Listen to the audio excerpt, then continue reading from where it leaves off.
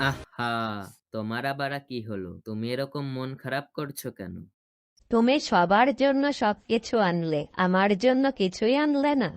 আরে আমার সোনাটা, তোমার জন্য আমি কিছু না এনে পারি? আমার সোনাটা শুধু শুধু রাগ করে। এই নাও, তোমারটা আমি লুকিয়ে রেখে তোমাকে সারপ্রাইজ দেবো ভাবছিলাম।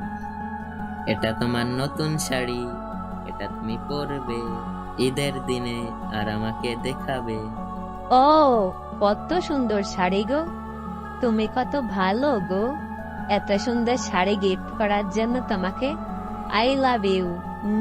মা। ঠিক আছে ঠিক আছে, যাও তো সোনা, এবার গিয়ে তুমি এটা পরে এসো।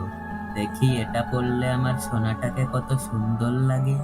শ্যামল তার স্ত্রীকে নতুন শাড়ি কিনে এনে দিয়েছে এবং তার ছেলেকে সুন্দর ঈদের পরার জন্য নতুন জামাও এনে দিয়েছে। এটা ঘরের বাইরে